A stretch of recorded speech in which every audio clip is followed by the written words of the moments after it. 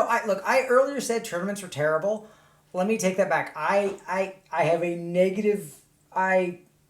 It's if you're hearing this podcast and you're wondering if you should, if you're a little bit curious, yes, please. You will find a welcoming crowd, and you will find this technical, frustrating sport addictive and a joy. So just let me resend the negativity I said a few moments ago. I mean, it's awesome. It is that drug of occasionally you every time you get to your PB or you push your PB a tiny bit or you get close to it, it is this adrenaline rush that is unreplaceable.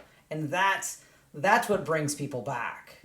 So if I sound grumpy about tournaments, it's because I've been doing them pretty much since I was in the womb, and I'm trying to improve them.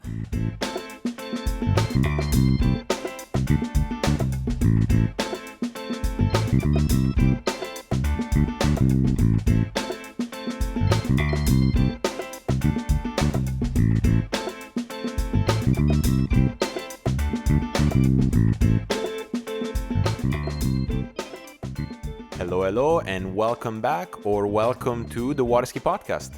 This is Matteo Luzzeri, your host, and the goal of this podcast is to promote waterski in all its shape, in all its forms, in all its disciplines around the world. We just talk a lot about skiing with people in the sport, people outside of the sport, people who are interested in the sport. The goal is to promote this great sport that you do behind the boat. What an episode. Episode 62 is with John Horton, the founder and the person behind Ball of Spray, without a doubt the most visited waterski website in the world. Now, I'm very pleased that I got to interview him. Well, to begin with, he has been a huge supporter of the Waterski Podcast, really. And I got to meet John over the years, both in person and through a lot of other things. But his story was always unclear to me. I didn't know his story. I knew bits of it. Like I knew that his dad created the first man-made lake in the world. But did he ski there? Like I really had a lot of holes in the story. So I'm really glad we got a chance to sit down and chat it up in usual Waterski Podcast style. John is is one of those few selected people that I would consider an ambassador of the sport, with the difference that maybe that wasn't his original intent. It's a very interesting story how his pursuit of knowledge into this sport, which we're all here trying to figure out, lended to a project and a product that really helped and helps tremendously the growth of the sport. There's no other way to say it. So I'm stoked about this interview, really. I think you guys are really going to enjoy this. If you know the website, if you know John, then you'll enjoy it even more. If you don't, well, then you'll hear yet again another story from a water ski fanatic. And if anything, it will bring you to check out his website and get all the good information that is shared there. Now, this episode, episode 62, is brought to you by Ski or Die, a new advertiser here. So Ski or Die was born out of Elisabeth Montavon's love for old school tattoo-inspired art and resulted in a truly wearable selection of apparel. The vision behind Ski or Die is of a community of skiers who are not afraid to chase more, whether it's buoys, points, or distance. The Ski or Die mantra is the direct result of an obsession for fighting the odds, going against the grain, proving the non-believers wrong, and throwing 110% of heart and soul into water skiing, from sunrise to sunset. For the Ski and Die Collective, it's not a question of will we ski today, but rather when and for how long. My favorite aspect of this project are the stories behind each design, which I had a chance to hear from Elizabeth a few weeks ago. As you know, she was a guest of the podcast, and she told me about this project. I got a chance to hear a few of the stories behind some of the designs that she was making, and I know she shared some of those stories on her Instagram page. So the collection is launching February 5th. Mark it down on your calendar, and you'll be able to go on www.skiordie.shop. Again, skiordie, one word, .shop. And my listeners will get an early bird 10% off discount with code TWSP, all caps, at checkout. So again, starting February 5th for 2 weeks, you can buy Ski or Die apparel at skiordie.shop, and you can get 10% off at checkout when you punch in the code TWSP. Ski or Die. Ski hard, race hell. Now, before we get into this interview, I just wanted to thank all the listeners who gave me feedback, constructive and encouraging, about last week's episode, the skier burnout episode. I am planning on doing more swerve psychology episodes, as I dub them. So be in the look for those in the upcoming weeks. Until then, enjoy this interview with John, and I'll catch you next week. John, welcome to the Water Ski Podcast, man. Before we even start, I just want to thank you for all the support you have given to the podcast. You were among the very first ones who was excited about this project. So before I let you say anything, I want to say thank you. You know, Matteo, you're very welcome. When I heard about the podcast, I was like, yeah, well, you know, it's another thing. It'll come and go, and it won't be very good. And you have stuck with it and crushed it. I think it's amazing and it's good. And it's really hard to kind of define what I do in the water ski world, because, I mean, it's, you know, thinking about it from an esoteric point of view, it's kind of strange. But part of what I do is republish other people's content I'm just an aggregator, right? So your content is golden, and I'm so glad to help everybody hear it and have the opportunity to hear it. And I hear all the time people tell me how much they love to hear it, and I guess they find it on my website. Yeah, no, for sure. And now it's your chance to do the talking, as you know, right? So generally when I interview, I don't do a lot of talking. I just ask a couple of questions and let you roll. Before we get to the usual question, have you counted all the skis you have behind you? Because I see a lot of skis. I haven't recounted in a while. I think it's like 50. Oh, okay. Yeah. Well, it's a funny thing. Like, so whenever I get promotional product, I think it would be there's an ethics issue if I sell them. So generally, if I get a ski for review, or there's even some R&D stuff, I've helped with a couple of companies, it just stays in the collection. Occasionally a college kid will walk away with one, but I never sell them, never profit from any of them. And so they've kind of become trophies. I mean, who isn't excited when a free ski shows up at their door? But it's also kind of ridiculous, because with each one does come responsibility of, well, now I have to ski on it, or what if I don't like it? So, right. Yeah, the collection is, there's some stuff there. Yeah, I can see it. I won't make any names, but there's some good stuff there. There's some strange stuff there too. Well, that I can't figure out from how far it is. But anyway, just to give some context to the listeners, like, Johnny's calling me from what I believe is his office. Would it be fair to say? And there's a wall with racks full of skis. So that's why I was curious to ask. But now I'm going to ask the usual question, and so that you can get ready. John, how'd you get into water skiing? Well, I was pretty much born into a water ski family. When my parents met, my dad was either in pharmacy school or medical school in Denver, Colorado, and my mother was there in college.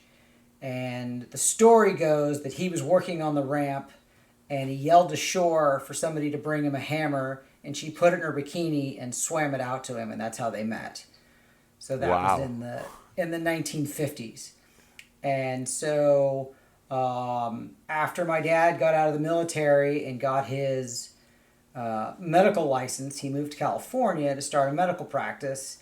And having been an avid water skier in Denver, when he got to LA, it was extremely hard to water ski because of lack of access. Right. And it's actually, I mean, we could talk about that quite a bit because here in 2021, LA being a huge city is still one of the hardest places in the world just to find a place to ski. But so he got to LA and there was a few ski opportunities and they weren't very good. And with the help of his father, he found some land out in the desert and eventually built what became the world's first man-made, really specific water ski lake, which, you know, it is the model where you go all around the world and you see these lakes and they're the same shape. And honestly, the shape is obvious now that we look at it, but nobody had ever done it before. Right. So he built this lake, and so it was about 2.5 hours from where we lived in LA. And so all of my summers, all of my weekends growing up, we were there almost every weekend. And so that's really how I got started skiing, is my whole family skied. I mean, both my brothers are national champions. My sister skied a bunch, grew up in it. Your mom also? Yeah, my mom skied a little bit. She kind of destroyed her knee jumping in the 70s. And, you know, orthopedic surgery was not super awesome back then. So her knees were not great. And I think that pretty much ended her skiing. But yeah, we all skied. My grandmother skied. My grandmother skied in nationals in, like, I don't know, 72. Wow. So, yeah, it's definitely a whole family affair. And the lake was like, so they found the land. I mean, that's, you know, in a way that almost sounds almost common. Like you know, if you go and tell this story to anyone in 2021, they will still think you're crazy to find a piece of land and dig a lake. But there are stories like that happening nowadays. This was the first time, right? Well, and it's completely whack because it was 2.5 hours out of LA in the middle of desert. I mean, you see the pictures of Horton Lake from that first year. It's sand dunes and tumbleweeds, and I kid you not, roadrunners and coyotes. Okay. And apparently there was clay, and the land was cheap, and the water table was high at the time, so it made sense. It was really out there thinking. I mean, you got to give my dad credit. You know, somebody was going to do this soon enough, because again, it's not rocket science. But yeah, it's kind of crazy when he did it, and he went out there and dug it, and you know, here we are today. But so, is that where you learned how to ski, or the lake came after you skiing? So I was actually born in the December that they first turned the water on. So when I was born, there was probably, you know, a foot of water in the lake, and they were filling it up. So literally grew up with the lake. Wow, that's unbelievable. Yeah. And then I know kind of your next question, so I'll just beat you to it. I kind of vaguely remember early ski rides. I mean, you know, I'm pretty old. It's kind of hard to think back nearly 50 years. But, yeah, I sort of remember skiing around on doubles or, you know, having somebody kind of hold me by my hips on the shore on my yellow Cypress Garden skis, whatever they were, you know, tied together in the front. You know, pretty vague, pretty hard to remember back that far. Well, you know what? That wasn't going to be my follow-up question, but I'm glad you asked it to yourself because that would have come up, obviously. But I'm more interested. Let's just jump to now. Like, how does it feel like skiing almost every day in the lake where you, in a sense, have always skied, you know? Yeah. Well, unfortunately, nobody skis there now. I'm actually a couple hours away from there now. Ah, okay. Okay. So my mom and my brother and his wife live out there in Newberry, but I actually live in Bakersfield, which is a couple hours away, which is where U.S. skiers will be familiar with Ski West. We held nationals. There's like 14 lakes in a row out here. And I think the weather's a little bit better than Newberry, where my dad's lake is. and there's actually somewhat of a town, and there's industry. Like, it's a big agricultural and oil and gas town. So that's That's how I got here. see, like I had it all wrong. I thought you were still at Horton Lake. Like I thought Oh that's no. where you live. No, I wish. It's beautiful. It's gorgeous. The lake is in somewhat disrepair. It's not, you don't really want to ski there at the moment. It needs some work. But my heart is there. I mean, every time I go there, I'm like, I just want to put a boat in the water and ski, but we just really don't. Yeah. Okay. Well, perfect. That makes my follow-up question completely useless. Uh, so how long did you ski there for? Like how long did you Uh, guys use the lake for? you know, when I was little, there was a ski school, and that ran, pretty intensely through the 90s. And then when I finished college in like 93, um, skiing there really didn't, continuing to pursue skiing didn't really work out. So I moved to LA and started a real life. So I haven't skied there since the early 90s, and probably nobody skied there very much for about 10 years. Okay. It kind of declined for lack of use and maintenance. Got it. Got it. Is it like did the area surrounding the lake developed over the years, or it's still pretty much in the middle of nowhere? It's middle of nowhere. There's a little bit of a very loose town. I mean, there's I think there's like one gas station, and there's the same bar that I learned to drink in when I was like 14. And I mean, the nearest grocery store is 30 minutes away, right? It's Okay. not it's still very rural. There's the farming has increased out there, and unfortunately that ski community out there is in big trouble because of water access has changed in 50 years, right? With farming and development upstream of where water comes from by 50 miles or so. But so yeah, there's nothing in Newberry. Yeah. It's beautiful, but there's nothing there.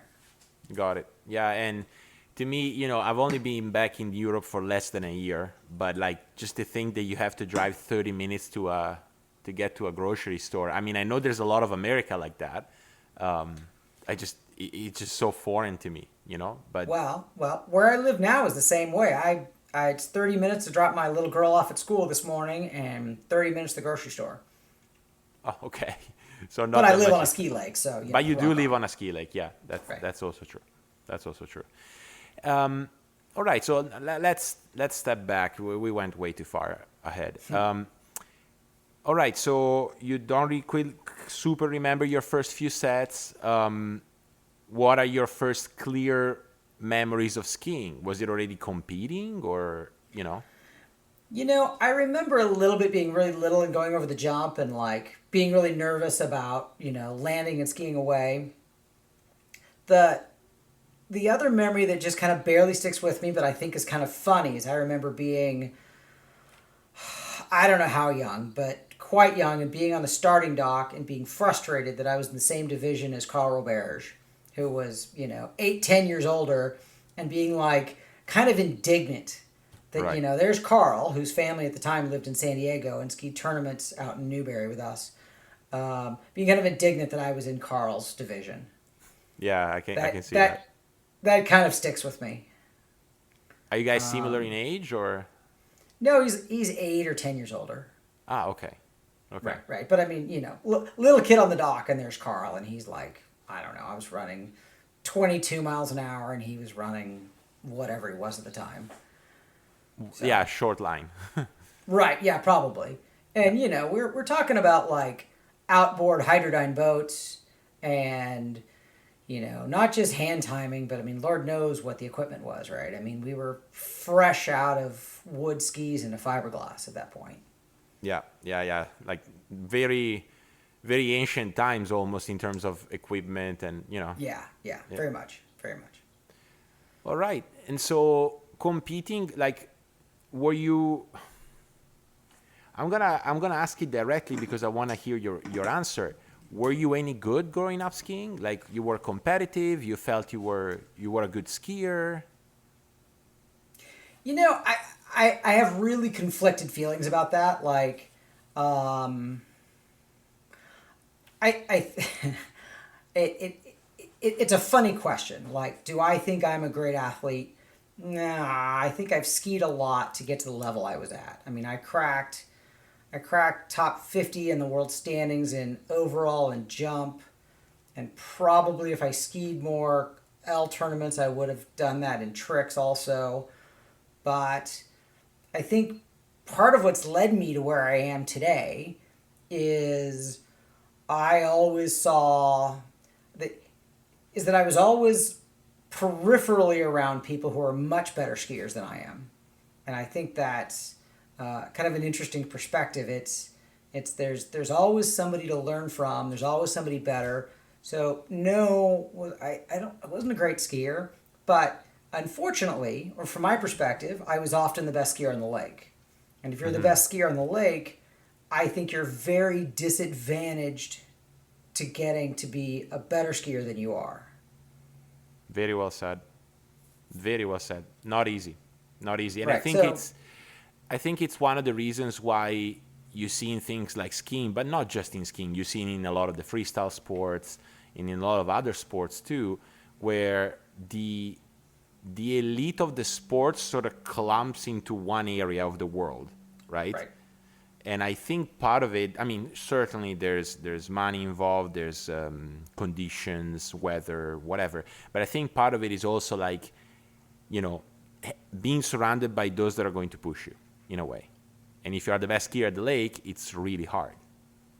Right. And it's really hard to acquire knowledge too. I think for what I was perceived was not being around people who clearly knew more. I think that's a huge disadvantage. You know, Yeah. I hear a lot of people on your podcast that were very successful skiers, and they all talk about having a coach or a mentor. And I Yep. think, you know, in like our ski school was like, it was retail, I like to say. I mean, we taught people to run the course. We taught people to land their first jump.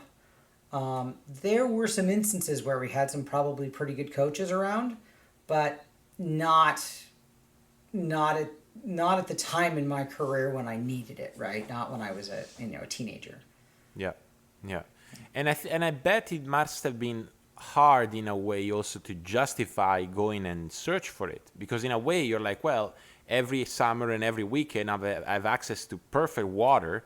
Why will I go in the pursuit of that other aspect of skiing, right? I mean, maybe it wasn't something you were thinking straightforwardly, but I could see your parents also thinking, hey, got a perfect lake here, you know, perfect Correct. jump. Correct. You can train.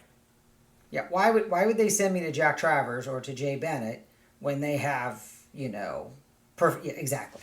Yeah, yeah. It's a tough thing, that, because you know, I've said it several times. Like, to become a very good water skier, the variables are so many that very early on, compared to other sport, it comes to a point where you have to address them all, right? Mm-hmm. And then the question becomes, how do you balance them? Yeah, it sounds like you could have used a little bit more guidance at a certain point in your skiing career. Right, but let's be blunt. I mean, as a little kid, I thought I was going to be a super elite skier. But I'm smart enough to know that if I had had the best coaching in the world, I might not have jumped 20 feet further. I might not have tricked 2,000 points more, right? I mean, it's, you know, there's some special thing that the greatest skiers in the world do have that, you know, no amount of grit is going to get you to. I would have jumped 10 or 15 feet further, and I mean, you know, whatever. But Yep. so I don't want to be boo-hoo like, oh, poor me, I didn't have coaching. I had amazing conditions. I have an astounding amount of water time behind me. And, you know, I just want to clarify that it's not boo-hoo me, because I think I had more opportunity than most people, and perhaps much better opportunity than people who skied better than me. So it No, is what and it I is. don't think you sounded like that at all. I was just thinking, you know, it seems to me like sometimes there's a bit of a trade-off, right? So naturally, if one could have, you would have taken slightly worse condition to have a Jay Bennett in the boat, or a 100%. Jack Travers, you know. But you know, feasibility is always a tough thing. When did you ever have a moment, and considering what you just told me before, maybe it's a tough answer, this one, but like, did you have a moment when you thought, man, I'm a good water skier, like I'm good at this? Well, you know, I don't know. I mean, I always aspired to be better, right? Always like, I remember when I was jumping. I'll put it in meters for you, since you're European. I remember Thank you. being stuck at 50 meters. Could not figure out how to jump 50 meters. I could win regionals almost every year, but I didn't have the foggiest idea how to go 55 meters. No idea. Right. So, yeah, I mean, you feel good about it. And, the great thing about like skiing in your teens and your early 20s is you keep getting better. That's the drug, right? Is that little tiny bit of improvement every year. That's the thing that keeps you going. But there's points where it's like, what, just having no concept how to get that next level. Like can't even imagine, like it's, impossible, because you just don't know what you don't know. Yeah, yeah, and I think this is a different situation than, because clearly at the time there were people who were jumping 55 meters, probably even more. Yeah. So it's not a Yeah. question of like, is it even possible, but it's more like how do they do it? Like how can I get there, right? Right. Yeah. I mean, I was taking, two jump sets a day, killing myself. I'd raise the ramp up from 5-6 to 6, and I remember just like we'd put it up to 6 and then ski past it and go nope, and go back to the dock and put it back down to 5.5. Like nope, I just don't know how. Yeah. No, and the difference between 5.5 and 6, like visually, it's unreal. It seems crazy, but like it's way more than between 5 and 5.5. Not even comparable. Oh yeah. All right. So, but it sounded like overall was your thing. I had no idea about this. Well, I mean, it's the 70s and 80s. I mean, everybody overall, right? I guess, yeah. I mean, guess. that was the thing. I mean, every summer it was out like, learn some new tricks, but perfect the trick runs. I don't really remember that I cared that much about slalom, but then it was, as soon as I could run 32 off in slalom, I felt like I was in good enough shape to go jump, and then it was jump and trick, and catch a slalom ride. Yep. So So proper overall. Yeah, and like, just brute force ski as much as you could. I don't know that was very wise, but that's what we did. Yeah, and I think a lot of people did that at the time, and I think the overall skiers feel like they should run that way also, but now they know better after 40 years, right? Like that not necessarily, 6 sets a day is not the way to go, or at least after 20, say. Right. But all right, and it sounded like slalom wasn't really that predominant. Like as long as you got your passes down, like proper overall skier. It's so shocking knowing you now, right? Right. I think I started out as a better trick skier, and again, it's that addiction of getting better. I mean, I remember the first time that I wrote out my runs and realized I've put together enough tricks to break $4,000, and being pretty excited. And it's like, okay, and then like one more trick, and you're learning that one more trick, and and then $5,000, and then I guess I got 6 on paper. I don't think I ever executed in a tournament, but that continual improvement, and the same thing with jump, slalom. I don't know. I don't think we just didn't know what we were doing. Yep. It's a big So. thing in slalom, yeah, Yeah.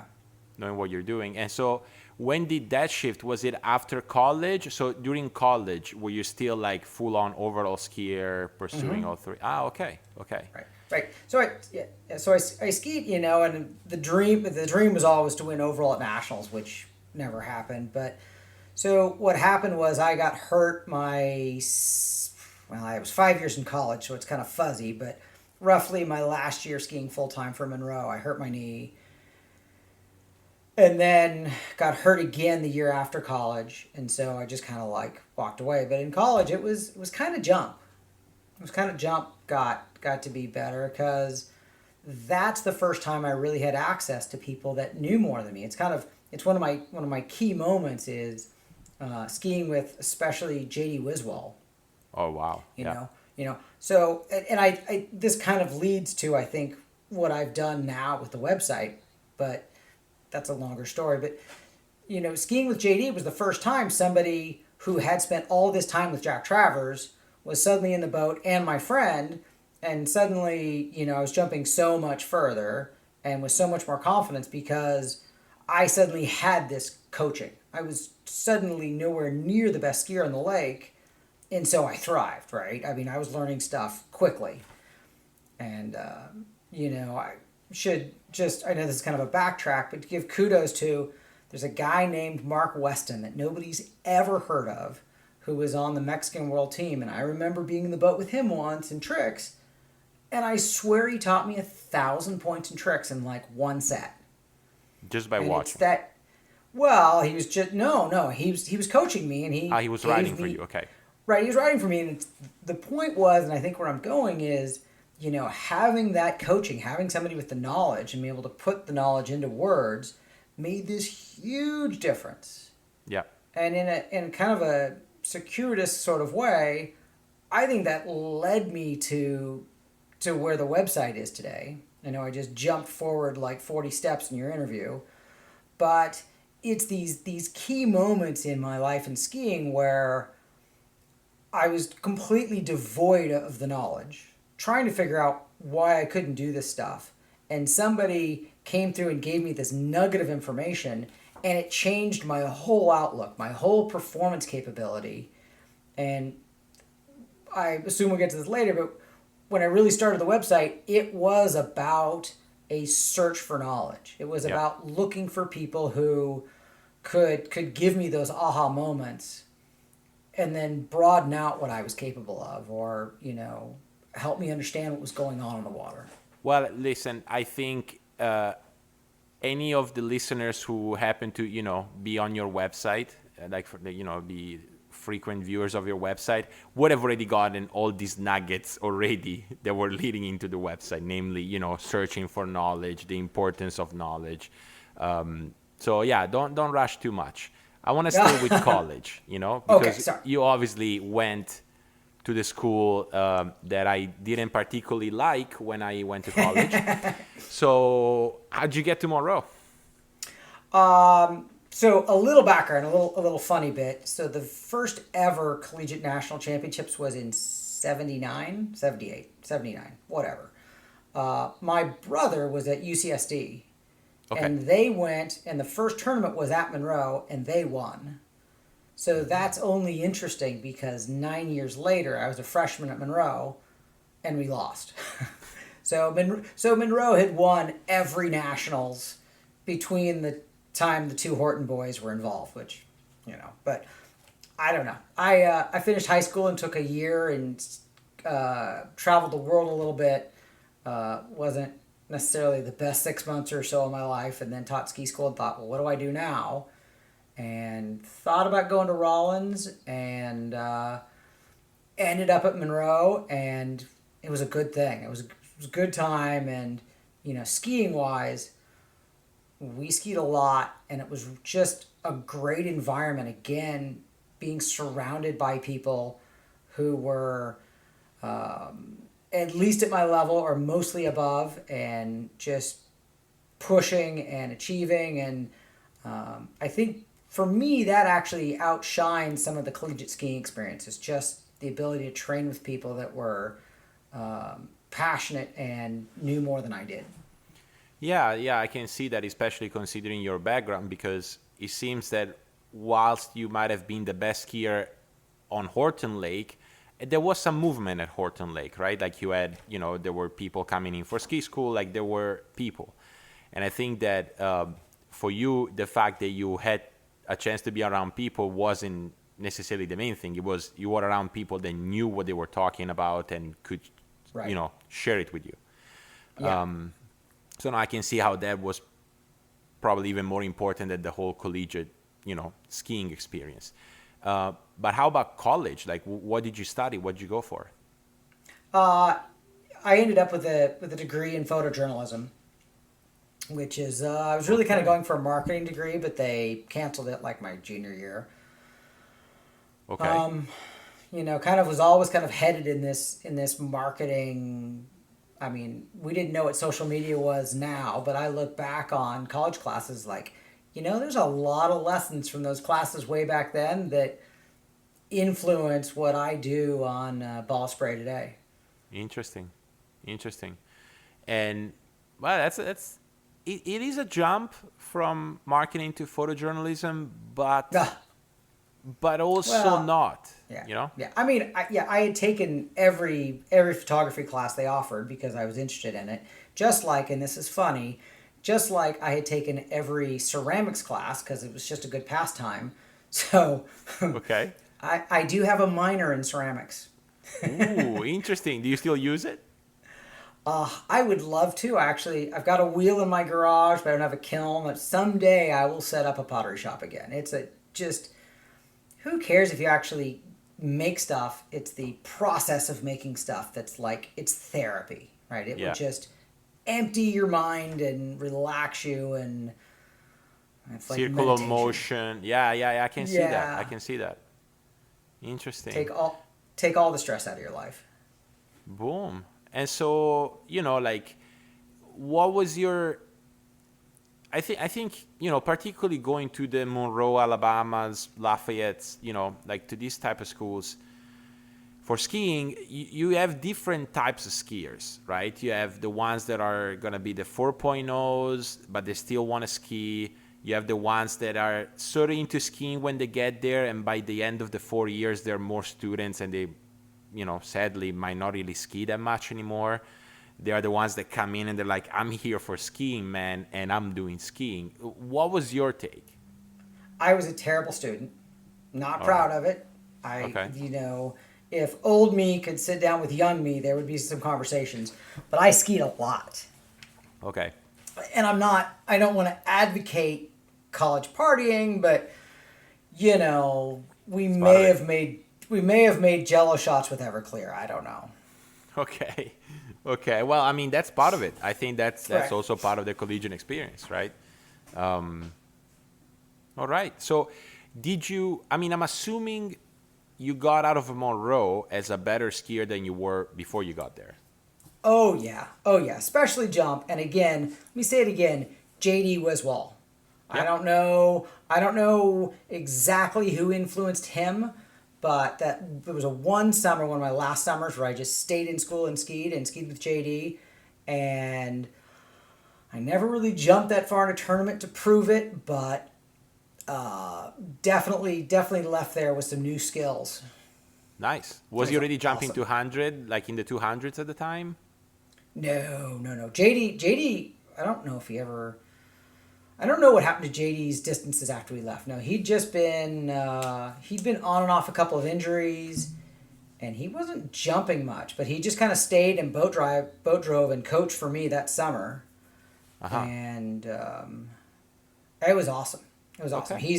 He's a great guy. I don't talk to him much anymore. I mean, just across the country. But the, again, that is the thing about the collegiate experience for me is being around people who really pushed me was Yeah. fantastic. Yeah, no, I mean, the theme recurs, right? You were Yeah, searching for yeah. it, you found it in college. Now, Right. you were a better skier when you got out of college. Were you seeing yourself as a skier when you got out of college? That's the question. I really wanted to go try to be that last guy on the dock or first guy off the dock as a pro jumper.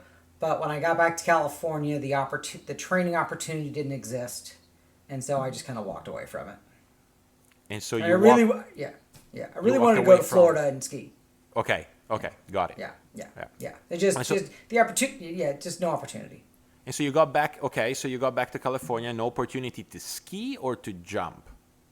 No the skiing the quality skiing, quality conditions, quality driving had kind of deteriorated, and so it just wasn't practical, and I needed to just go get my first job, and that really led me not to ski for about 7 years. I didn't ski much from like 93 till 2000. Yeah, that's what I was going. Like, so you really didn't ski much in those years. What were you doing for a living? Like, what were those years like? A little messy. I did sales, sold radio station advertising briefly, sold commercial printing for about 7 years. Was actually on a sort of cutting edge company during the right at the .com boom in 2000. Doing techie stuff. You can just cut that. That's boring. Whatever. And then, eventually I ended up doing some construction management work, which landed me in Bakersfield for a job, which got me skiing just a little bit again, which kind of got me the bug back. And at that point, I started messing with the whole carbon fins thing. You're aware of carbon fins? Yep. So I've been, hadn't been skiing, totally out of it. Was reading a surf magazine because I'd been surfing just a little bit, and had this idea for the carbon fins, and was living in Bakersfield, and carbon fins kind of took off. And next thing you know, I was skiing, and next thing you know, I was living in Bakersfield, and I've been here for 20 years since, and that's kind of the genesis of me getting back involved in the sport since 2000. Almost kind of by accident. Totally by accident. Totally random. Wow.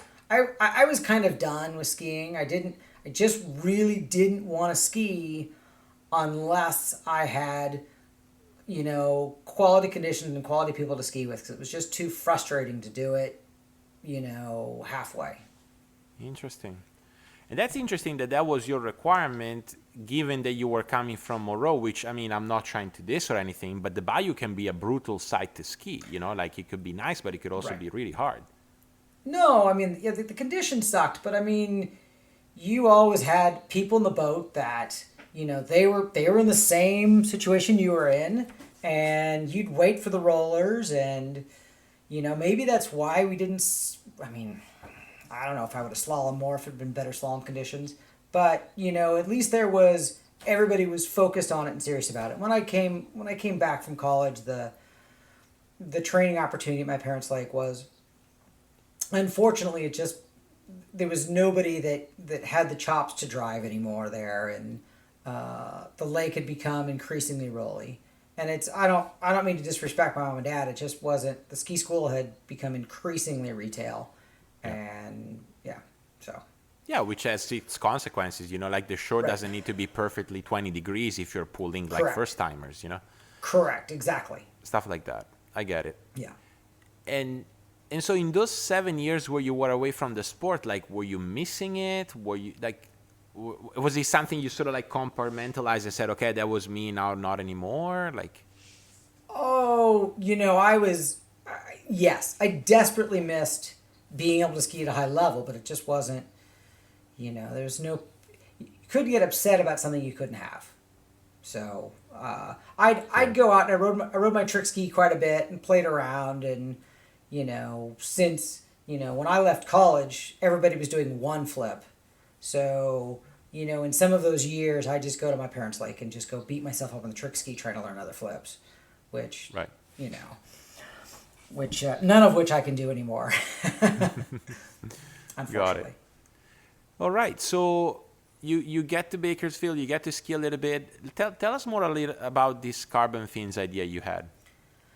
I think at the time, ski technology was far, far behind what it is today. And, adding a little bit of flex, replacing your aluminum fin with a carbon fin, helped with torsional flex a little bit, and it just made skis a little bit more forgiving, leaving the ball. And so I started making them, and for a couple of years, it was a pretty hot product. I'd come home every weekend and spend every Saturday morning manufacturing fins. And 2-3 years in, I'd sold about 1,000. And one day, the orders just stopped coming in, like I'd saturated the market.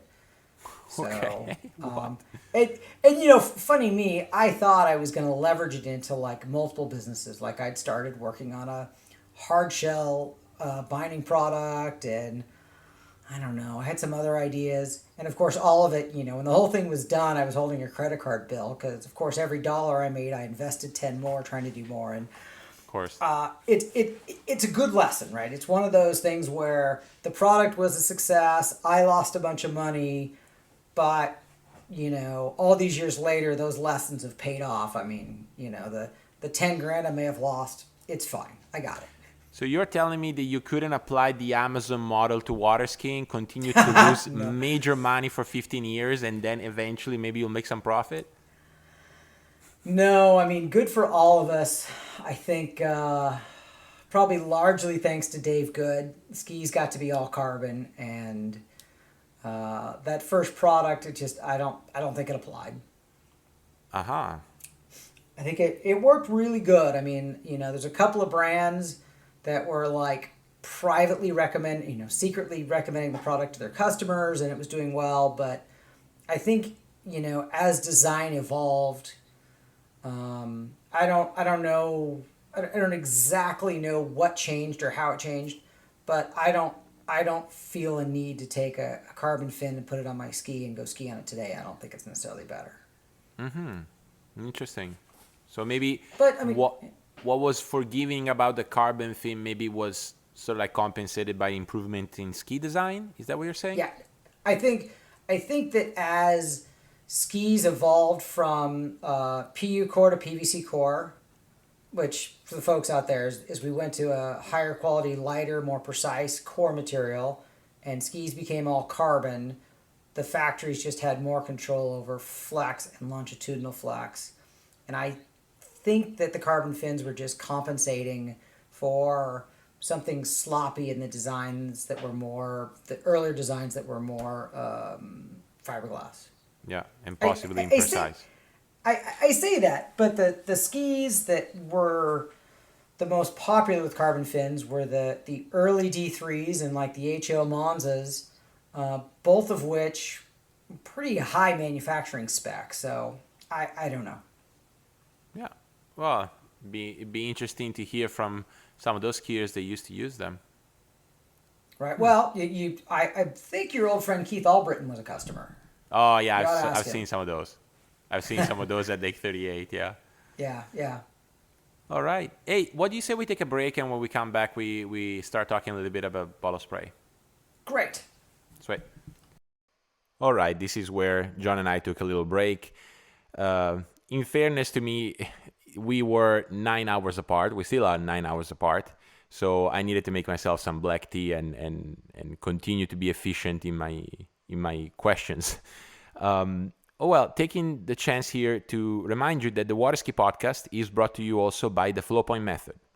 Flowpoint Method is that online waterski training program developed by Jenny LeBeau and Marcus Brown, one of the guests of this show. You might have seen videos, you might have heard Marcus and I talk about this. This is really the deal if you want to improve your skiing. And as you know, performance in any sport depends on a lot of factors. And the holistic approach that Jenny and Marcus adopted in creating the Flowpoint Method, and I should say in carrying it through, is for people who are truly committed to take their skiing to the next level. They cover technique, fitness, nutrition, mindset. I love it. I truly love it. And I believe they have the right approach. I am helping them and collaborating with the mindset portion of the Flowpoint Method. And I am powering myself through some of those workouts. They have daily and weekly updates and extremely extensive libraries of videos, instructionals, writings. This program really allows you to get some guidance. And as you've heard a lot of the guests that I've had in the show, that sort of guidance is what truly helps to progress in this sport, in any sport. You can become a member of the Flowpoint Method by going to thewaterskipodcast.com/Flowpoint Method, one word, or you can click in the show notes and try out the program. There's a free 3 days trial. See if it's for you. But my sneaking hunch is that if you were planning on becoming a better skier, you'll see the benefit of this program. All right, back to the interview. Enjoy. All right, John, we came back from a little break, kind of necessary for these long interviews. Listen, I want to get eventually to talking about ball spray, right? How did the idea of starting a website, which I know wasn't ball spray at the beginning, what made you start the website? Was it before the carbon fins? Was it after? You know, I'll confess I'm a little fuzzy on the chronology. I do know that as I'd come back into skiing, I was again, hungry for knowledge. And I had I remember specifically going to Ski Fly and asking a question about, it was something really pedestrian, like something about wings, right? Like, I don't know. And realizing that I was not going to get a good answer. I think Bruce Butterfield, who you may know, commented on that thread, and he gave me a good nugget or some kind of answer, but it was still like I had questions and I just couldn't find them. So I started this forum called the Slalom Tweakers Forum, and nobody knew about it. There was like 20 of us, and it fed what I was looking for because almost everybody in that forum was either my level skier or better. And there's a couple of skiers from that original forum that are still with Ball Spray, which is just awesome. But it was this tiny, tiny little community, and there was a little bit of horseplay. There was a little bit of goofing around, but I was really finding that I could read content and really glean it out, and that was totally what I was feeding off of, and it was never a business. It was linked to the Carbon Fins website, which was horrible. We don't need to talk about that, but that was kind of what I was doing in like 2002, 2003, and at some point, I moved it over to a new software. I don't even remember why, but I moved it to my new forum software and put a front page on it. And the day that I put a blog page, a front page on the front of Ball Spray, is when it blew up. That's when it became much more generalist, because suddenly the traffic grew, and I'm going to say I haven't done much differently in the last 10 or 12 years since that happened. Since day one, it's just kind of grown. So, did I answer your question? yeah. But there's a lot of follow-up questions. Like, one, sounds like Slalom Tweaker came about in the early 2000s, right? Yeah. So after the dot-com boom, but also early in terms of internet adoption by the masses. Like, did you learn how to, write HTML, or did you have someone to help you? Yeah, I've got very pedestrian tech skills. I can write HTML if I have to, but it was all pretty simple tools, right? There was nothing.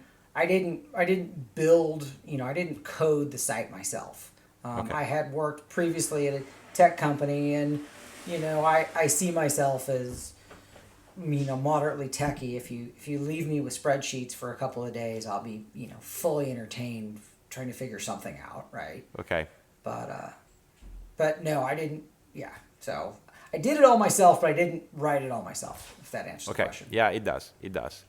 And so interesting, because you still had the forum on Ball Spray, but then you said the second you put like this sort of like blog front page, which in the 2000s blogs were the thing, right? Like everyone wanted to have a blog, Blogger became this big thing.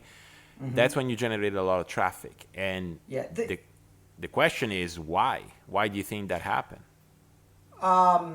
It's credibility. It's the only thing I can answer. So when you look at Ball Spray today, it is functionally the same as it was that first day. As I just started carrying news on the front page, and I originally used to go out and look for it and find a USA Water Ski article or something else, and I would just republish it. Now I never republish anything that isn't explicitly sent to me for republish. But as soon as I had that front page on there, I think it looked like a website. And that the front page to this day only accounts for about 10% of all the traffic on the website. The rest of it is all in the forum. But it just made it look like, a thing. People can land there and look at the news, and they see the water ski podcast links, and they see the flow point method stuff and whatever else they see, and it looks like a website. Yeah. So, and was that the trend already at the time? Meaning, the front page gave it credibility, but then people discovered the forum, discovered the community, and that's what they were coming for. 100%. Okay. That's very cool in a sense, because to me, it's almost like a nice reflection of how skiing is, right? For the vast majority of people, right? Like you are skiing by yourself behind the boat, the usual thing, right? But you need someone to drive the boat. It's cool to, banter around on the dock and have a beer at the end of the night. So it almost made it that. And I know, but then there's the contrast of, but I really did the forum to gain knowledge, right? And that is the struggle is, I think to the average member of the forum, they love the community, and there's a lot of chitter chatter. I don't want to alienate anybody by saying this, and I think this probably comes out in some of my posts, but I miss the days of all the guys on the forum knew more than me, and it was kind of a meritocracy where, if you were a 35 off guy and a 39 off guy was talking, you shut up and listened. And, if you were a 22 off guy and a 35 off guy talked, you shut up and listened. And as the site's gotten bigger, I've just kind of had to let go of that. But it does mean that I have less high-level skiers contributing because they've been overrun. But on the other hand, all these guys that are new to the sport and are looking for the stoke are getting it because they're surrounded by all these people that just love the sport and they all feed on each other.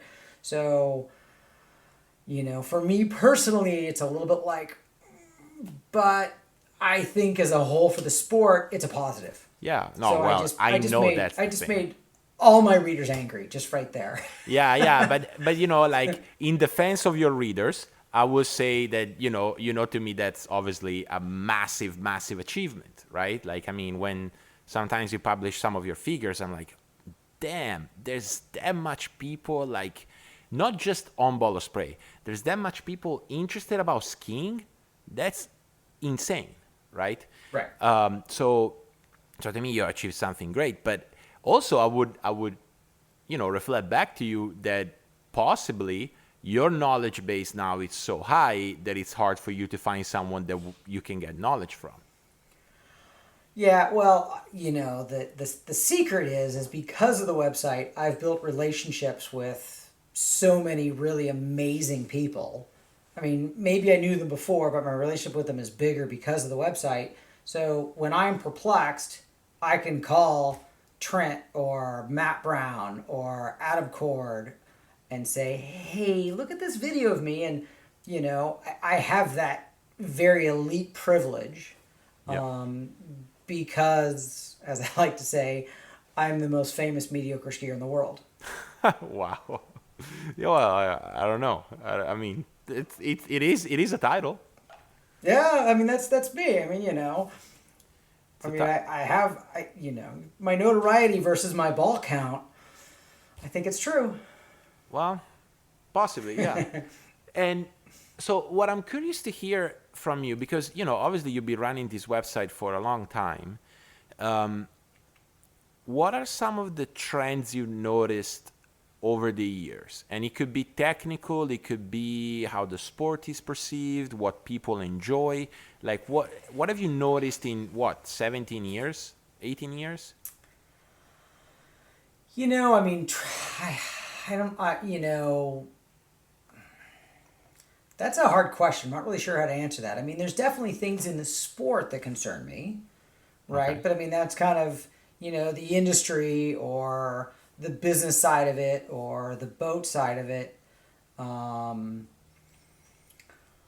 you know, yeah, I don't know how to answer that question. I mean, we certainly still have a problem with a massive problem with skiers kind of in the middle of the sport, kind of that they can qualify for regionals or less, or maybe they can qualify for nationals, but their perceptions of what they should be doing to be a better skier are often completely misplaced.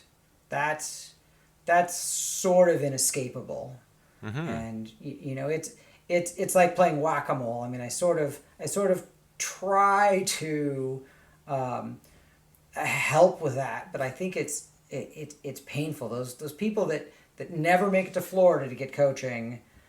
There's people that are just dyed in the wool and on some ideas, and I there doesn't seem to be any straightening them out. Okay. Okay. And that doesn't mean that I'm necessarily right, right? It could, I mean, I could be, I could have more misconceptions also. I mean, I'm sure there's plenty, but I do see a vast amount of people in the skiing community who are trying to do this stuff in skiing, and it's an idea they heard 20 years ago, and it was maybe ill advised then, and they're stuck with it. Or heaven forbid, they visited Horton Lake Ski School in 1987, because whatever I told those people, it was wrong. I'm sorry. I apologize. Right, right.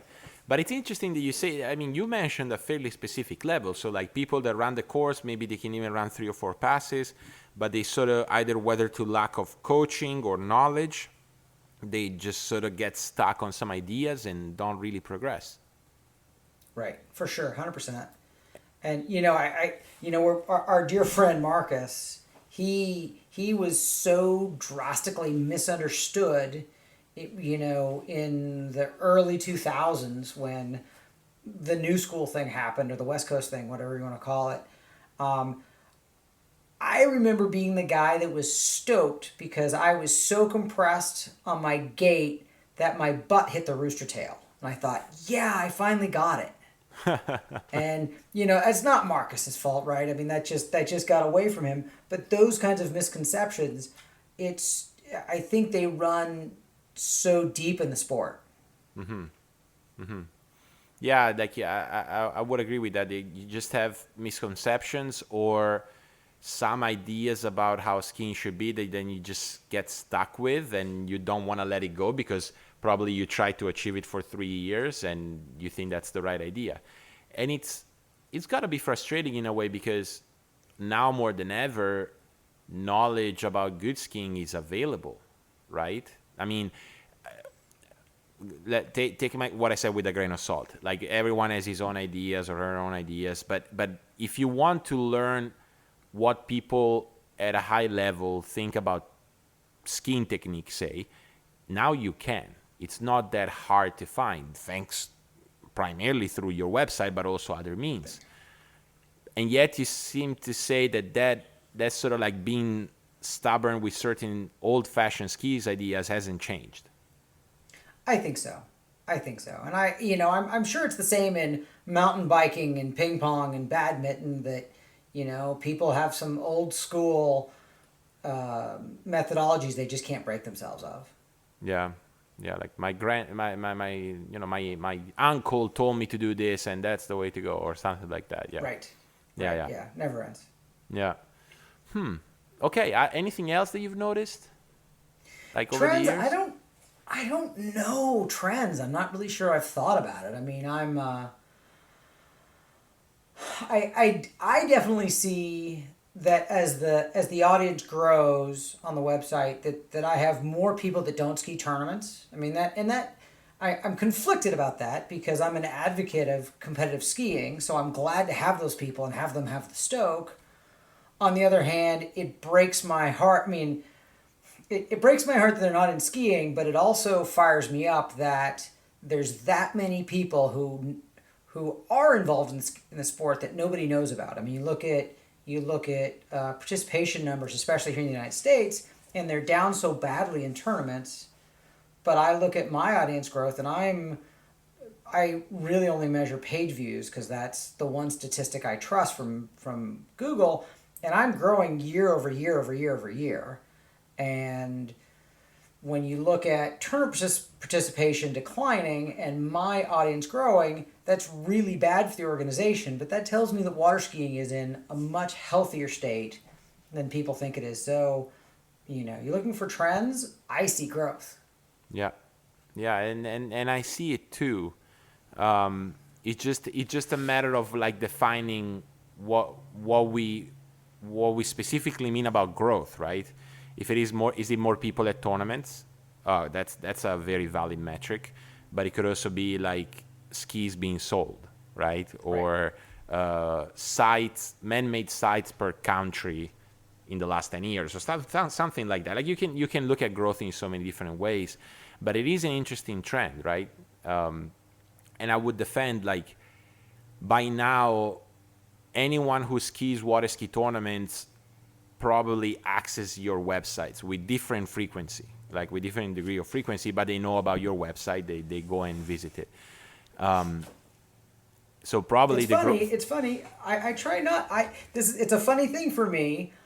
I never know. Like, I always try not to assume. It's kind of like you don't just walk up and say, "Hey, I'm the guy," right? So maybe, I mean, a lot of people, but I certainly haven't penetrated the entire audience.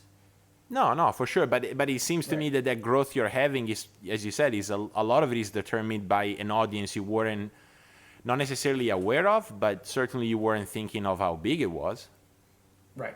And the number of non-competitive skiers, I think, is what I'm saying is that audience that's half of my audience. It's people that do not go to tournaments, do not belong to USA Water Ski or some other federation, which perplexes me, right? I don't know why they're not on the tournament side. Yeah.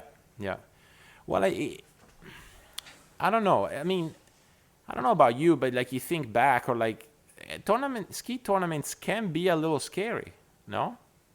Oh, they're boring. They're terrible. Boring. Sure. Yeah. Is it more that they're boring or that they're terrifying?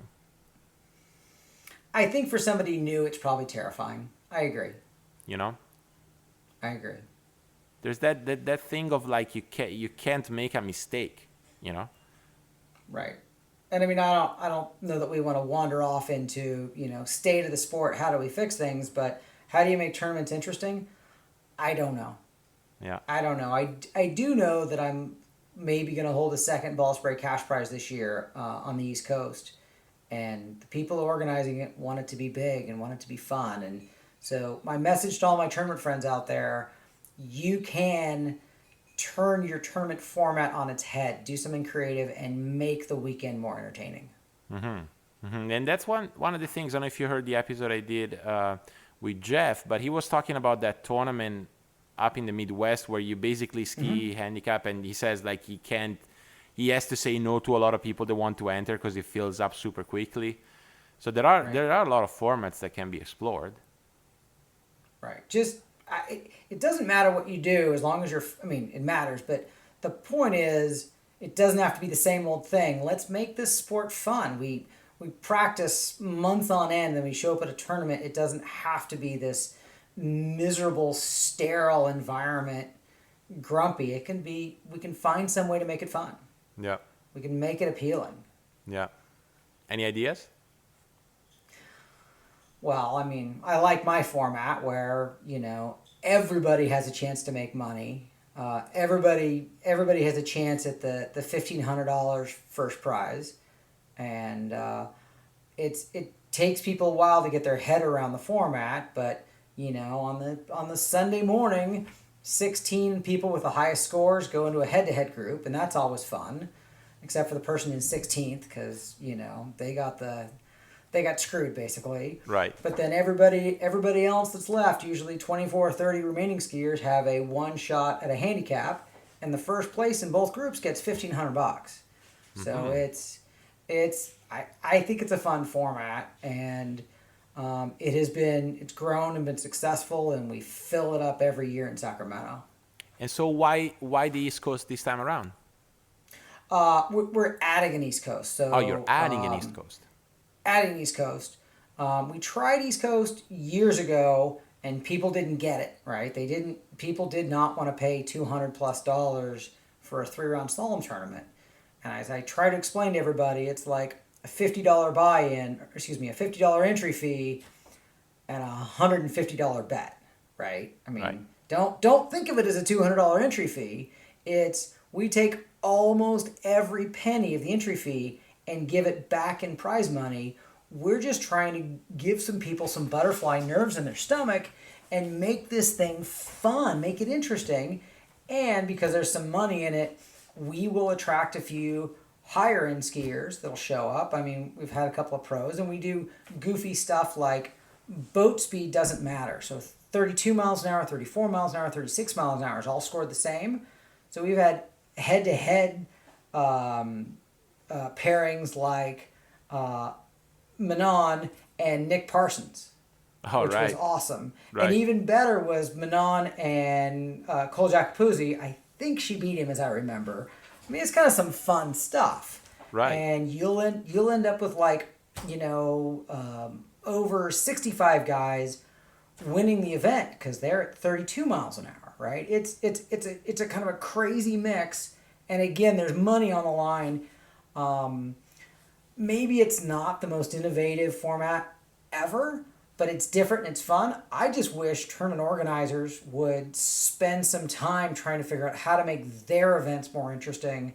So, new people show up and they say, this is fun. How do we get to be a part of this? Yeah, yeah. And as you know, I'm one of them. And to me, I'll tell this story. I think is going to illuminate a few lights. Like, obviously we couldn't do the San Gervasio Prime last year because of COVID, and a lot of skiers, both amateurs and pros, wrote me that like, oh, that's a shame. When we announced that we weren't going to do it, and a lot of people said that they were missing the Friday night banquet that we do.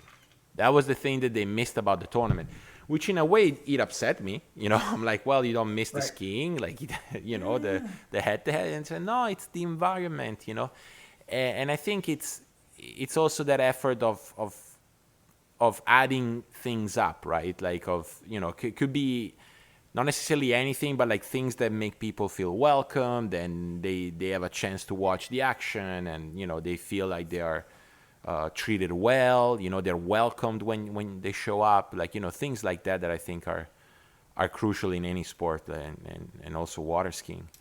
Right. But I wanted to get to a point. There's it's not necessarily a contrast, but play with me here.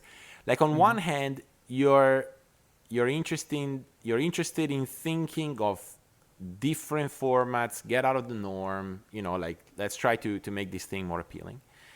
And on the other hand, you are, from what I know you, very stringent and strict on following the rules, right? 100%. 100%. Right? Now, I'm not saying that those two things are antithetic by any means, but let's play with that idea. Like, can we make this sport more entertaining, more fun to watch, more like, can we make it grow with the rules that we have right now? I don't know. I mean, it's a fair question. It's a fair challenge. My whole deal on the rules is, I think that when I go to a tournament next door at Ski West, or I go up to Grubbs's Lake for my tournament in Sacramento, I expect that the conditions and the rules at which my ride are administered under are as close to the rules and conditions that you ski at your lake. Now, obviously, there's going to be weather differences and water conditions and whatever, but it should be as close as possible so we're on a global, even conditions, fair playing field as much as possible.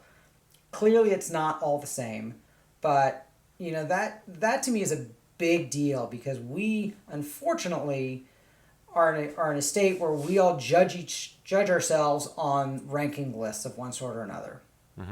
And so if we're going to compete on a ranking list, we have to strive for parity as much as possible for the conditions and the administration and the rules. I mean, truthfully, it's an unfortunate situation because we should show up. I mean, I think it would be super fun to show up and we all ski at a tournament and we don't know what the line lengths are. Like there's some random new line lengths, or maybe the buoys are wider or shorter, or maybe the boat speeds are different, and it's you and me and everybody else. I mean, you're going to kick my butt, but whatever. It's all of us together. We're trying to ski to our highest level, and it's like, me against you kind of thing. That would be so much better. But I don't think it's the world we live in, and that kind of event is outside the parameter of this rankings list world that we live in. And I mean, if you can find a way to break the pattern of the rankings list world, I'm all for it. But it is where we live, so I don't know how we have tournaments that are sanctioned officially and it's apples and oranges. Does that make sense? It makes a lot of sense. And you basically highlighted what I believe is the way in which water skiing should go, namely to be, an outcome-based sport as opposed to a performance-based sport, right? Because at the end of the day, yes, there is an outcome. You show up to an event, and there's a first, a second, a third, and fourth, and so on.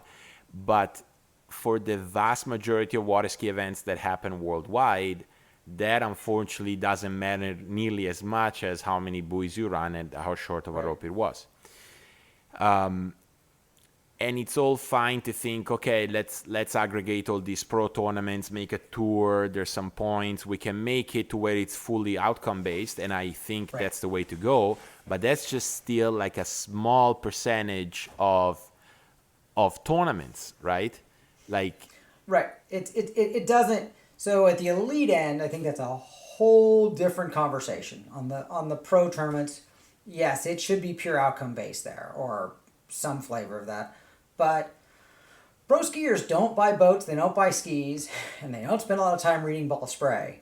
So, and they may listen to the podcast. But so for the vast majority of the public, the people we care about, I would love to put on a tournament. In fact, I'd love to put on a pro tournament where when you show up, you really don't know what the line lengths are. We're going to make them random. I mean, everybody skis on this rope that's somehow or another we've changed it. So the perceptions are gone. You get to fourth shortening and you get 3 buoys, you're in the lead, whatever it is. I don't know how radically that would change the game, but just to change something, but it doesn't work back in the rankings list, or in the performance-based rankings list that we currently have. Yeah. Yeah, well, it wouldn't by definition, right? You wouldn't be using the rope lengths. Right. Yeah. Actually, how do you like this? Same rope lengths, but you can choose your boat speed. Any boat speed you want. Oh man, it'd be interesting to see what. It'd be interesting to see what people would choose. Yeah. Is 34 too slow? No, 34 is easy. If you're gonna try to get down 41. You think 34 is fast enough? Or if you're gonna get a couple of balls at 43, there's a magic speed in there somewhere.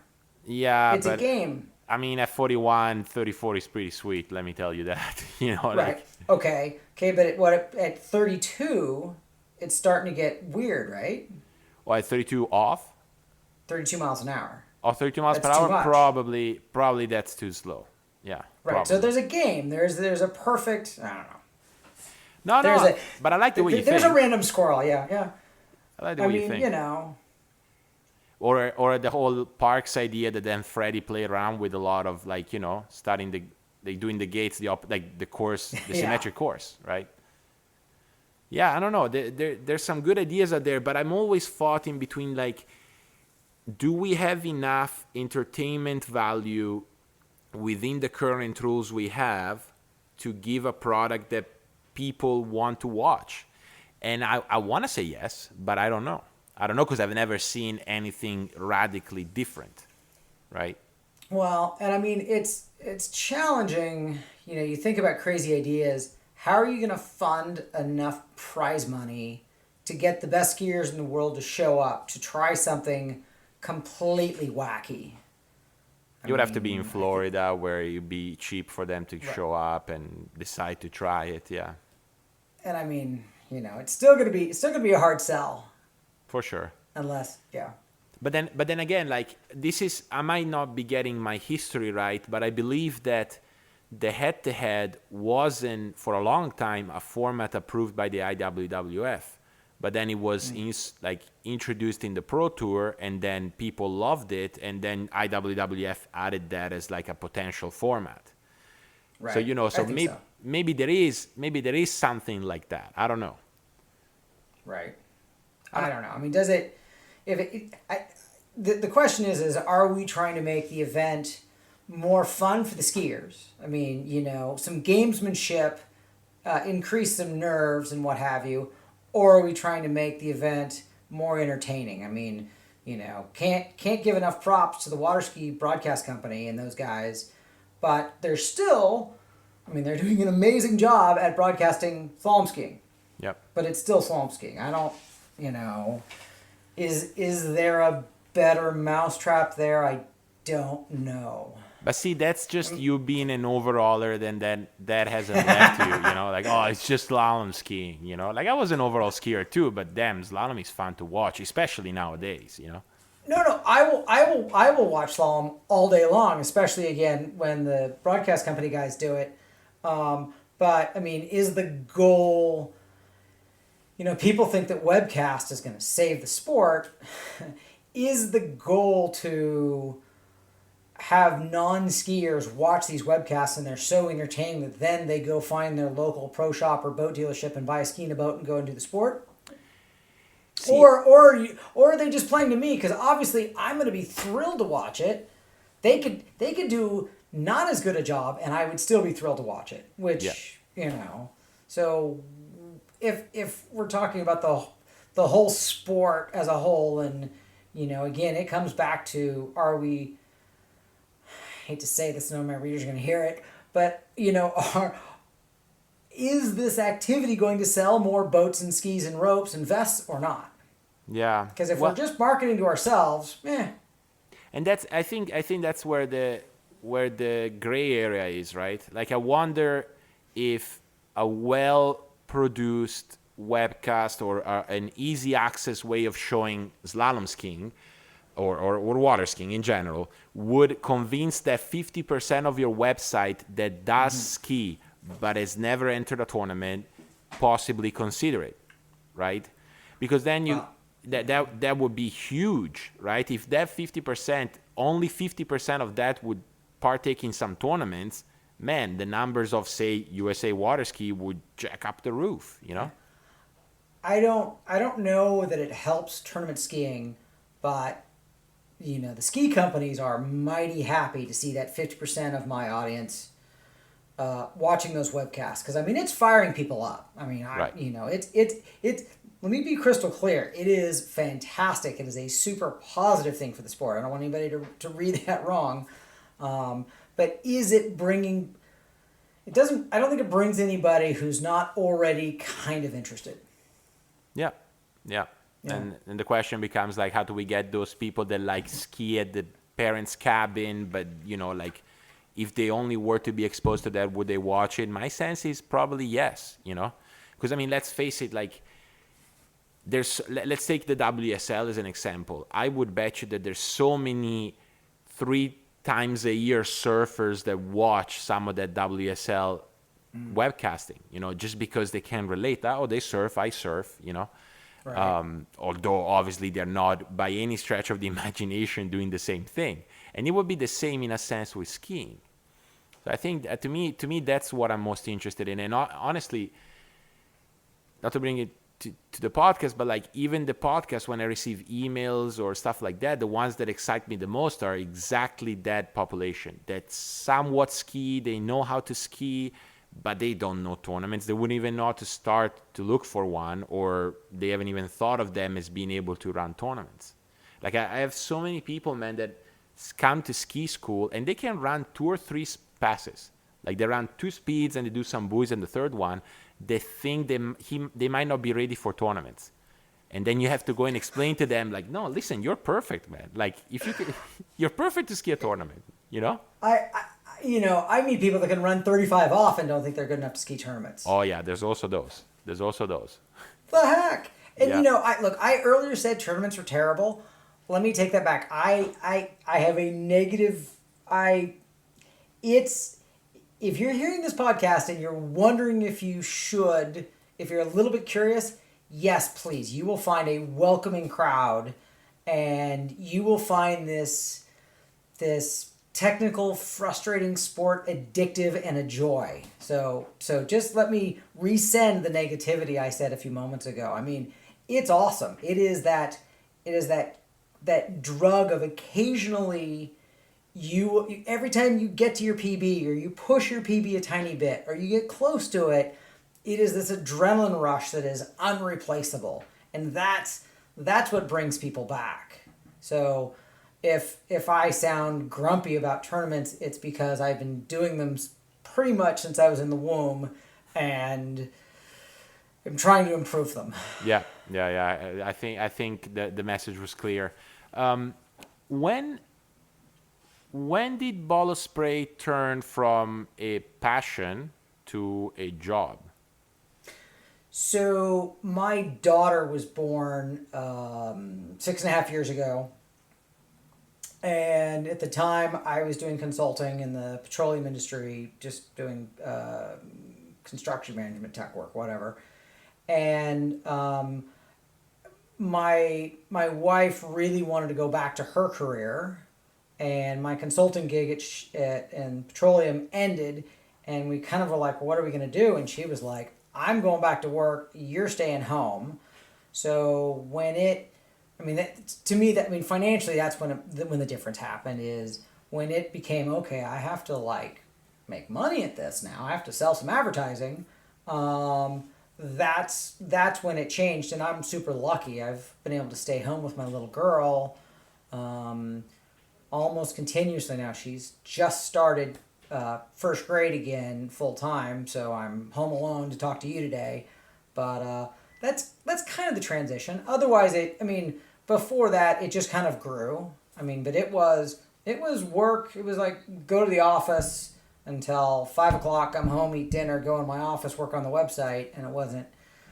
I'm obsessive, so it worked, but Right. it wasn't really good for sleep patterns. Exactly. Which, if I'm not mistaken, like at the time you had people helping you out with the website, right? You had a few moderators that were sort of doing a little bit of help. Yeah, I had one guy that was moderating a little bit, kind of helping, but it wasn't. I've always done almost everything. Okay. I'm not throwing shade on Matt. He definitely helped there a little bit, but I was out kind of thinking I wanted moderators, and I think at some point when you've got a project that's your baby, for better or for worse, you need to make it your baby, right? Yeah. I there's some kind of non-water ski stuff that I feel like is really important about the way I run the website. The evolution of the user culture is super important, and I don't know why I'm good at it, but I'm very proud of my user culture. It seems obvious to me, but it's kind of one of those things you kind of have to do yourself. So, and can you define user culture for me? Like, what do you mean? So, if you go to a lot of web forums, and you look at the final demise of SkiFly a couple years ago, a lot of web forums are super negative places, right? Okay. There's people will say whatever they want, and I've just, I don't really have to moderate very much. It's actually, that's my success, is I don't have to work very hard at it anymore, but I've kind of insisted that people kind of follow my rules. You got to be nice. Your tone needs to be, I haven't written this, but this is the way I think about it. Your tone needs to be similar-ish to what you would say in a professional workplace, right? Mm-hmm. You can't go calling people assholes. And Similarly, like completely disallow any non-water ski politics. I mean, big thing in the United States right now. We just had the election.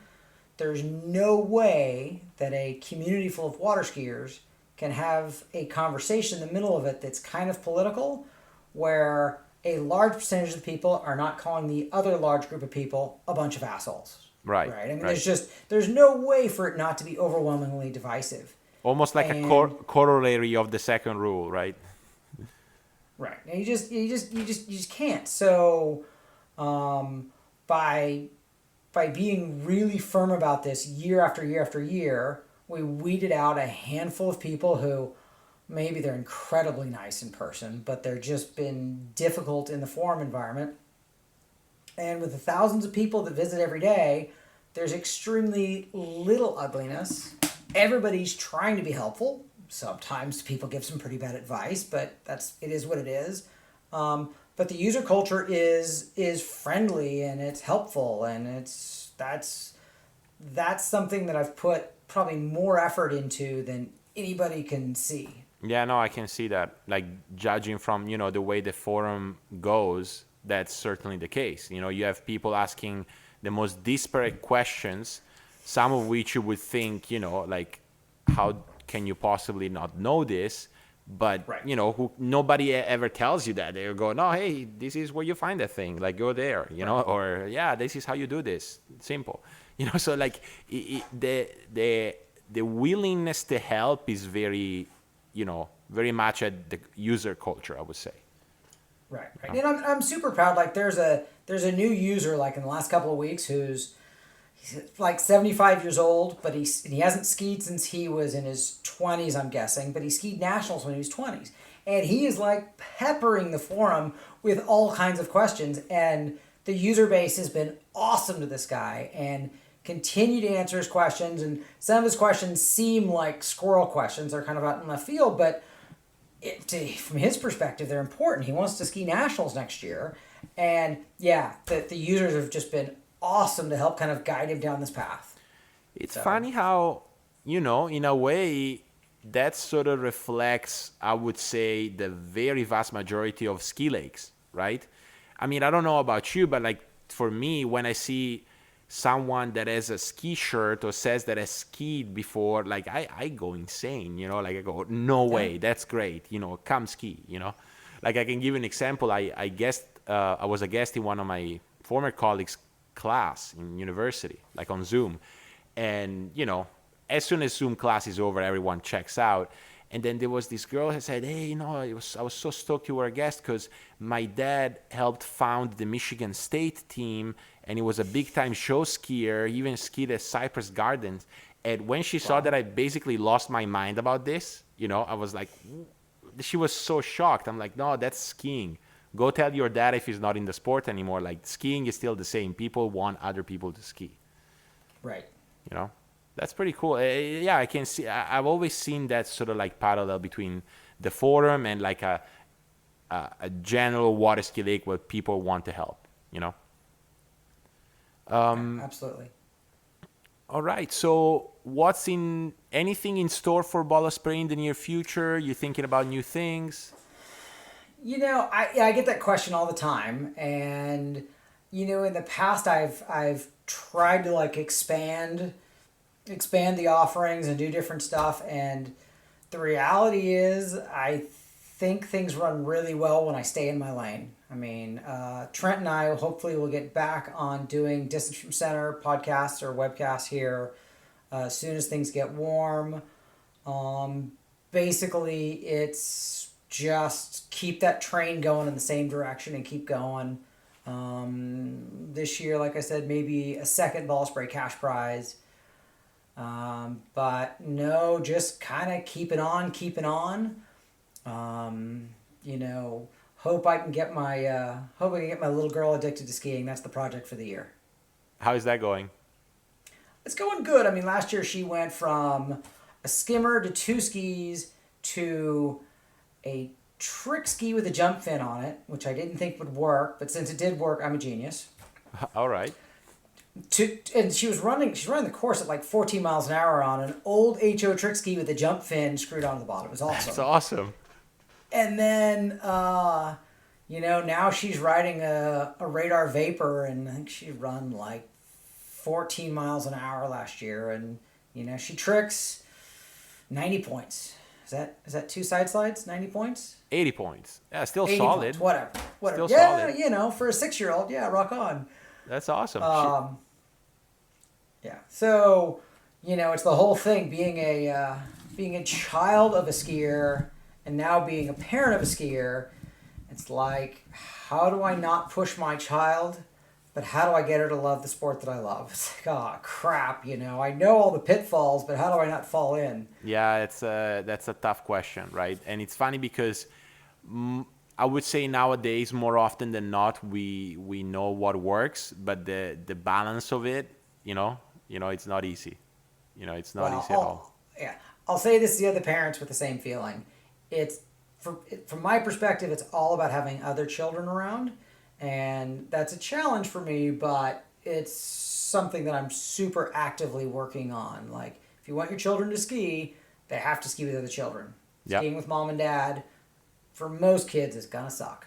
Yeah, and I think honestly that's what got me into skiing, because in Europe it's different. We got clubs, and land is super expensive. It's almost impossible to be skiing just with mom and dad, isolated from the world. But so that I know for a fact that's what got me into skiing. I was just tagging along with dad that was gonna go ski, but then there were other kids, and then they started skiing, and I got into skiing, and then kept going clearly. Sweet. Well, look, already distance from center I think is super cool, and I had a chance to tell it to you both and Trent. What was it your idea? Was it Trent's? How did that come about? How did Distance from Center come to being? Gosh, I think it was my idea. I've wanted to do a couple of shows. By the way, this new show you're doing with Marcus, that was my idea, darn it. Oh, the criticizing ski, like judging skiers, like that. Yeah. Yeah. Hang on a second. Hold on, I can hear you. You're gonna have to. Sorry, I got a phone call in my ear. Start over. I can't. No. No. Ignore. I can hear you. Ignore. Okay. Can you hear me now? Yes. Oh, sorry about that. There was a call coming in. I'm sorry. No problem. So how did ask the question again? Yeah.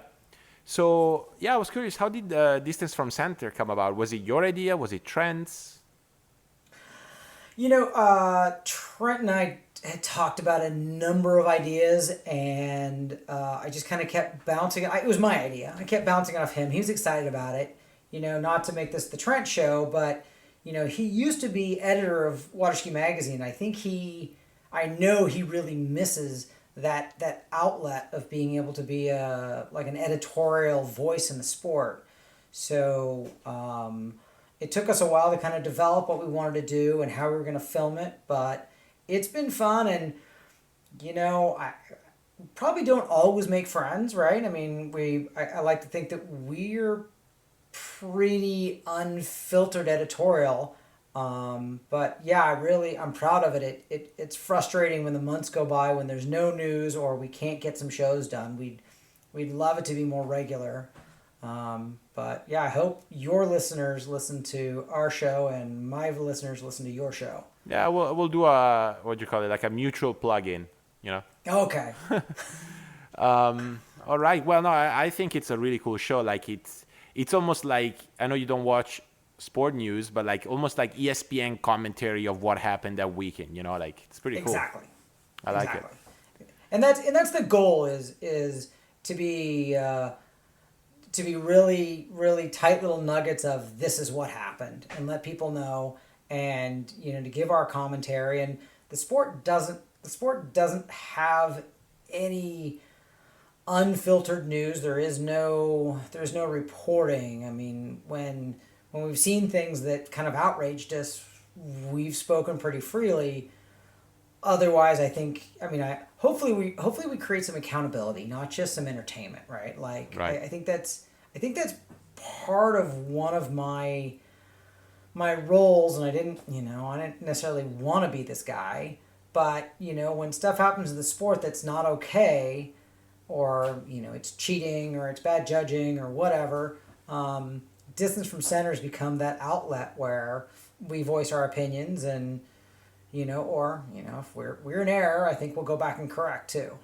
Right. No, for sure, for sure. I certainly noticed more from distance from center, the ability of, again, like sort of like giving an analysis of a tournament, but that is digestible to to skiers that might not be even skiing those tournaments or might not even ski tournaments. Like, Right. a silly example. When I watch ESPN, say, analysis of an American football game, I feel I know everything about American football. And what the hell do I know? I can't even throw a ball, and I still am not so sure about the rules. But I get that perception, right? Because they grab you in and they explain you all the details. And I think in a way you were able to do that with distance from center, Thank you. Yeah, it's kind of a hard balance. It's like, Trent is much more words and feelings and what they saw, and I tend to be more stats, and we get kind of it can't be too stat heavy, but you got to tell people what happened. It's kind of an ebb and a flow. I'm so grateful to have him as a partner in that project, because I think we play off each other really well, and he's a super bright dude. Sweet. Look, I just have one final question. It's not a silly question, but it has nothing to do with what we spoke about up until now. I just want to hear your take. Top 5 slalom skiers of all time. I should get to prep on this, right? No, Obviously, sorry. Okay, slalom skiers. Obviously, Yeah. Mapple. Bobble Point, clearly. Okay. There's no escaping Smith being on the list. Okay. Oh, the other two.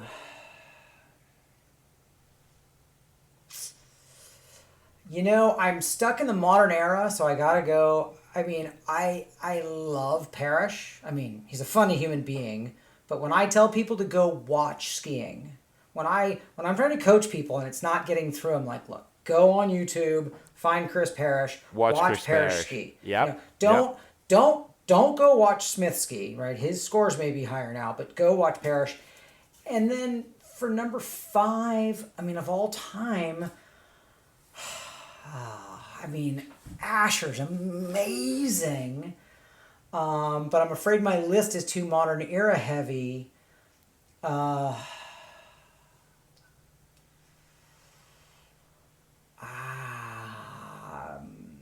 Jamie? Or I don't know. I don't know that top 5. I have to go back and look. Trent and I did a Mount Rushmore, and I had like a week to think about it and look at stats. So I mean, Yeah, it's unfair to ask it that quickly. But I think one and two are pretty undisputable, yeah. Right. Well, okay, so I'll just jump it back at you. Who are the top 5 overall or all-rounded skiers ever? Well, that's not allowed. You can reflect better question in the water ski podcast. Okay, fine. Okay. Well, I mean, Martin is gonna have to be there. Carl Roberge, No, yeah. Jarrett. Ooh, yeah, sure.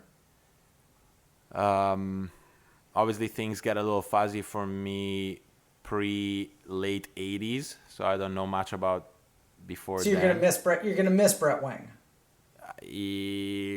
Probably I'm gonna miss him. Yeah. I know. He's got to be on the list. Well, okay. Okay. All right. No, add him. It's okay, Add it's him. okay. I'll take Okay. the Joker. Yeah, add him. And then let's do someone current. Well, they're gonna hate me for this, but I'm gonna put a tie with Sledge and Pipe. Ooh, Interesting. because they managed to stay really good in overall in a moment when overall, well, first of all, changed, with slalom becoming more predominant in the calculation of the points, Right. and to continue pushing through that, even though it's not the main thing anymore. It's a pretty good list. It's a pretty good list. Okay, back at you for one more because I wanted to ask you anyway. Now, Oh, darn. top 5 slalom skiers of all time, but this time across men and women. Well, Regina is potentially the greatest water ski athlete of all time. So she's at the top of the slalom list also. I mean, seriously. I mean, greatest skiers of all time. You got to go Brett Wing, I suppose, and you go back to Chuck Stearns if you want to go dark history. But I mean, Sammy, Carl, Patrice, whatever. Oh, But Sammy, top 5, man. Yes. and I can't forget Sammy. Yeah. Top 5 skiers. You said top 5 men's or top 5 slalom skiers, men and women. Yep. Well, Regina certainly gets in there. I don't know. I mean, I was too close to Christy Overton's age to really appreciate her career when it happened. So I don't know if Christy belongs on that list. I mean, arguably she does. As well as, I don't know Jennifer Leachman's career well enough either. But those two might belong with Bob and Nate. See, like to me, I would have thought Regina and Helena Schillander. 4 worlds in a row, Yeah, again, Helena Schillander is only a couple years older than I am, so I think when you're that same age, Stuff. Yeah. it's kind of hard to like I always forget how amazing Ronnie Bischoff was, because when her career was at its peak, I wasn't even skiing. And I mean, my dad and her dad were best friends. It's not like I didn't know who Ronnie is. Yeah. But I think when you're too close to it, it's kind of hard to put perspective on it. Yeah, that's right. So, but before you close, I'm going to tell you a childhood story, just to Please. let you know how odd it was growing up at Horton Lake. Please. I go remember ahead. being grade school age. I love this story. Being grade school age and being like, I don't know, funny little kid wandering around the yard, and a brownish, copperish Porsche Carrera pulls into the driveway right by the dock, just randomly on a summer day. Bob LaPointe opens the door and walks out. And again, this is 2.5 hours. This is 2.5 hours from Vegas to LA. Like, just the randomness of Horton Lake. That's really remember kind of seeing strange luminaries, not that Bob's strange, but just unforeseen luminaries showing up out of the blue when I was a little kid. And so you knew who Bob was. Like when that guy got out of the car, you knew who that was. I was like, holy crap, there's Bob. And Bob was just looking for my dad. No idea what he was doing. Probably just driving through. But, that kind of stuff happened when I was really little. Ricky McCormick and... McCormick. Yeah, there's pictures on the wall at the ski school house of Ricky McCormick doing a 2-ski Waco, right? Or wake line back. And, there's video of Bob and Chris skiing at the lake when I was like just out of diapers. That's cool, man. So I mean, it's kind of it's kind of a rich history. It's kind of fun, but for some reason, that thing with Bob just sticks with me. It's like, here's this beautiful German sports car just rolls up, door opens, and there's Bob LaPointe. Holy crap! Was probably current world record holder and world champion, and I was just in awe. I mean, I sort of know who Bob is now, all these years later, but as a little kid, I'm like, holy crap, that's Bob LaPointe just walking onto the dock. There he is. Well, I mean, I think those things don't change, like doesn't matter if you know the person afterwards. I think it's still, like what they represented to you then and what they represent in the sport forever, like it's those moments need to be cherished, and I'm glad you shared it. That's pretty cool story. Yeah, that's one that sticks with me. Sweet. Look, let's wrap this thing up. Not before you get an opportunity to say thank you to whoever you want. Oh gosh, thank you. No, but thank you to you, man, for doing this. You know, all my business and stuff, whatever. You're providing a great service to the sport. I'm so stoked this works for you. I'm glad I can be a part of it. I'm kind of humbled looking at the list of people you've interviewed before. I hope it's interesting to the people listening to it, but you know, we need people creating media in the sport in all kinds of ways, and I'm amazed that you've had the fortitude to get this thing started, get it grinding, and just, you know, get the momentum that you have. Thank you, man. Wow. Well, thanks. Thanks a lot. That was very nice. I'm gonna keep trying. Actually, after recording this, I have to record another thing. So I'm gonna keep grinding. Yeah. I have to. Well, John, thanks again for, back to you for what you're doing with your website. I know it has a tremendous impact on the sport and at various levels. I mean, it has had an impact on me and, I know on a lot of skiers. So thanks as well for what you do. Thank you again. Boom. Danzo. All right. I hope that's a good lesson. I have no idea.